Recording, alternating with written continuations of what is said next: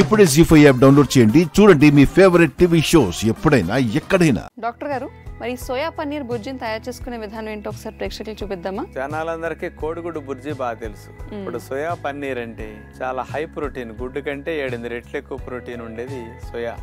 అలాంటి ఎక్కువ ప్రోటీన్ ఇచ్చే సోయా గ్రాన్యూల్స్ తో బుర్జీ ఎలా తయారు చేసుకోవాలి? ఇప్పుడు ఆయిల్ బాగా పోస్తుంటారు, అట్లా ఉల్లిపాయలు వేసేసి. మనం ఆయిల్ లేకుండా, హాని లేకుండా బుర్జీ ఎలా తయారు చేసుకోవాలి ఇప్పుడు మనం చూద్దాం. సోయా పన్నీర్ బుర్జీ తయారు చేయడానికి కావలసిన పదార్థాలు: పన్నీర్ ముక్కలు 1/2 kg, సోయా గ్రాన్యూల్స్ 1 కప్పు, ఉల్లిపాయ ముక్కలు 1 కప్పు, టమోటా ముక్కలు 1 కప్పు, గ్రీన్ క్యాప్సికం ముక్కలు 1/2 కప్పు, రెడ్ క్యాప్సికం ముక్కలు 1/2 కప్పు, ఎల్లో క్యాప్సికం ముక్కలు 1/2 కప్పు, అల్లం వెల్లుల్లి పేస్ట్ 1 టేబుల్ స్పూను, నిమ్మరసం 1 టేబుల్ స్పూను, జీలకర్ర పొడి 1 టీ స్పూను, ఎర్రకార పొడి 1 టీ స్పూను, ధనియాల పొడి 1 టీ స్పూను, జీలకర్ర 1 టీ స్పూను, కొత్తిమీర కొద్దిగా, పసుపు కొద్దిగా, మేగడ 1 టేబుల్ స్పూను. ముందుగా ఒక నాన్ స్టిక్ పాత్రలో మేగడ వేసేసి అందులో జీలకర్ర, ఉల్లిపాయ ముక్కలు ఈ రెండింటిని మేగడలో వేగనివ్వాలి. వేగేటప్పుడు అందులో కొద్దిగా పసుపు వేసి వేగనిస్తాం. అట్లాగే ఇందులో ధనియాల పొడి, జీలకర్ర పొడి, ఎర్రకార పొడి, మేగడలో ఇవన్నీ కలిపి వేపేసరికి బుర్జీకి తాలింపు కమ్మగా ఉంటుందన్నమాట.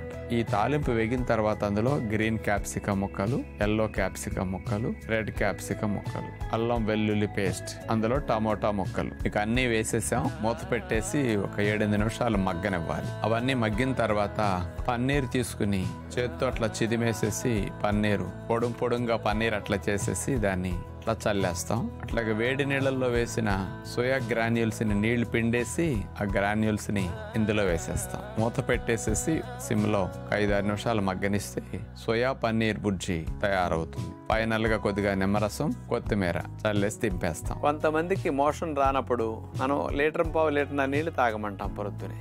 ఈ నీళ్లు త్రాగిన తర్వాతను ఒకదాని తర్వాత ఒకటి చేస్తుంటే ప్రేగుల్లో కదలికలు వచ్చి నీళ్ల తోపుడికి మలం జరుగుతుంది అనమాట. ఎలాంటి వ్యాయామాలు మలం జరగటానికి, సుఖ విరోచనం అవడానికి ఉపయోగపడతాయో చూడండి. మలబద్ధకాన్ని తగ్గించడానికి 4 వ్యాయామాలు ఎలా చేస్తే మంచిదో చూపించబోతున్నాం. ముందుగా గొంతు గట్ల కూర్చుని కూడా నీళ్లను త్రాగొచ్చు, లేదా త్రాగిన తర్వాతైనా అట్లా కూర్చోవచ్చు. 2 పాదాలు నేల కానిచ్చేసేసి కాగాసన అంటారు దీన్ని. ఆ తర్వాత 2 చేతుల్ని మోకాళ్ళ మీద పెట్టేసేసి మోకాళ్ళని దగ్గరకు తీసుకొచ్చి ఆనిస్తాం. మళ్ళీ మోకాళ్ళను బాగా విశాలంగా చాపేటట్లు చేస్తాం. ఇట్లా మోకాళ్ళను దగ్గరికి మరియు మోకాళ్ళ భాగాన్ని దూరంగా జరిపే మూమెంట్ చేయటం వల్ల పొట్ట భాగంలో కదలికలు వచ్చి, ప్రేగుల్లో కదలికలు వచ్చి మోషన్ బాగా జరగటానికి బాగా ఉపయోగపడుతుంది. ఇట్లా ఒక 20 రౌండ్స్ 15 రౌండ్స్ చేయగలిగితే మంచిది.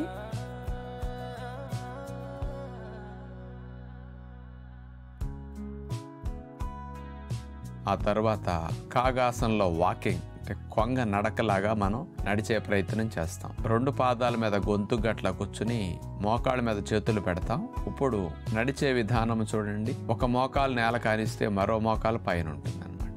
ఏ కాలు పైకి లేపుతాం అటువైపు మనం నడువుని మెండి తిప్పుతాం. కుడి కాలు నేల కాలిస్తే ఎడమ కాలు మోకాలు పైకి వచ్చి ఉంటుంది. ఎడమ మోకాలు నేల కానిస్తే కుడి కాలు పైకి అట్లా ఉంటుంది అనమాట. ఈ రకంగా కొంగ నడకని ప్రాక్టీస్ చేయటం ద్వారా ప్రేగుల్లో కదలికల బాగా వచ్చి మలం బాగా ముందుకు జరుగుతుంది. సుఖ విరోచనం అవటానికి మంచి అవకాశం కలిగిస్తుంది అనమాట.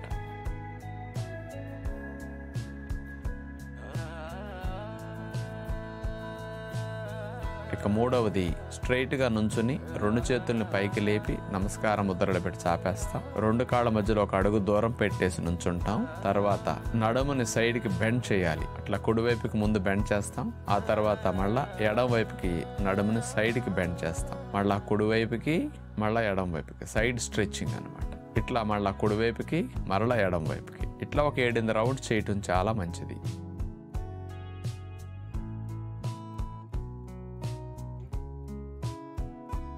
చివరిగా 4వది స్కూల్లో మనకి డ్రిల్ చేపించినప్పుడు చూడండి, స్పైనల్ వ్యాయామాలు ఎలా చేపిస్తారు అలాగే 2 చేతుల్ని చాపేస్తాం. నడుముని ట్విస్ట్ చేయాలి. ఇటు కుడివైపుకి, మళ్ళీ ఎడం వైపుకి, left to right, right to left.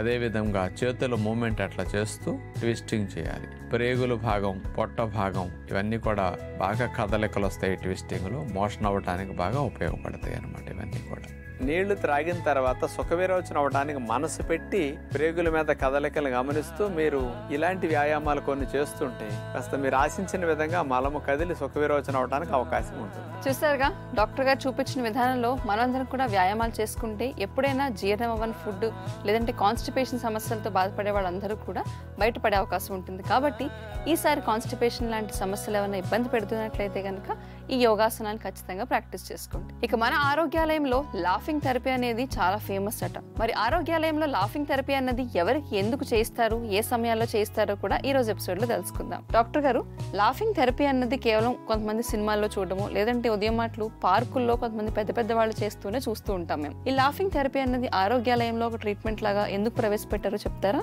మనకి శరీరంలో హార్మోన్స్ అనేవి అతి ముఖ్యమైన పాత్రను పోషిస్తూ ఉంటాయమ్మా. మంచి హార్మోన్స్, చెడ్డ హార్మోన్స్.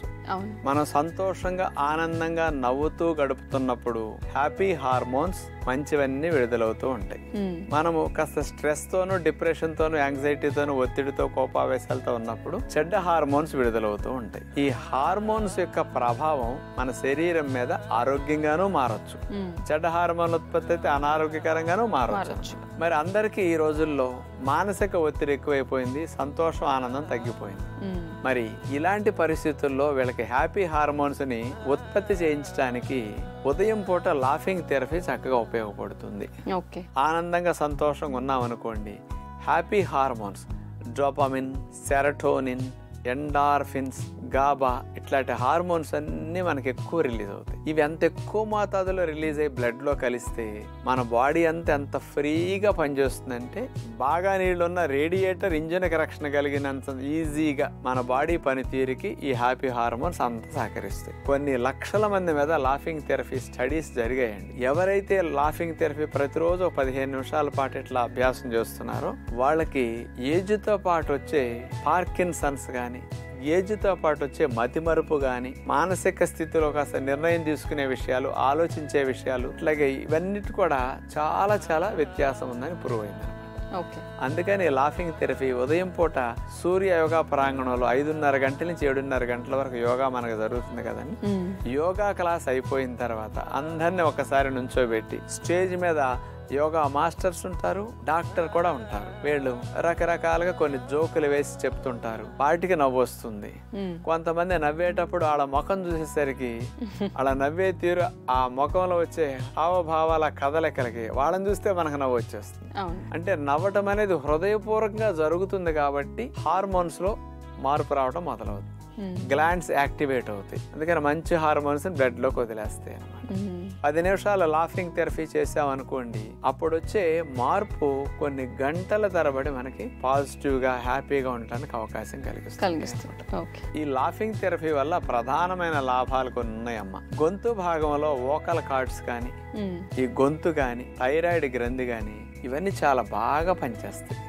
ఎందుకంటే లాఫింగ్ థెరపీలో బాగా ఊరికే నవ్వటం అంటే నోరు తెరిచి లైట్ గా నవ్వుతాం, కానీ లాఫింగ్ థెరపీలో గట్టిగా నవ్వుతాం. గట్టిగా అయినందుకు ఏంటంటే గొంతు, ఈ థైరాయిడ్, ఈ వోకల్ కార్డ్స్, ఈ భాగాలన్నీ బాగా ఎక్కువ స్పందిస్తాయి. దానివల్ల ఎక్కువ బెనిఫిట్ ఈ భాగాలకన్నీ రావటం వల్ల రక్త ప్రసరణ పెరగటం, ఆ భాగాల్లో కొవ్వు పేరుకోకుండా ఉండటం, బాగా లాఫింగ్ థెరపీ చేస్తే గురక కూడా కొంత తగ్గుతుంది అనమాట. జీ5 యాప్ డౌన్లోడ్ చేసి అన్ని ఎపిసోడ్స్ పూర్తి ఉచితంగా చూడండి.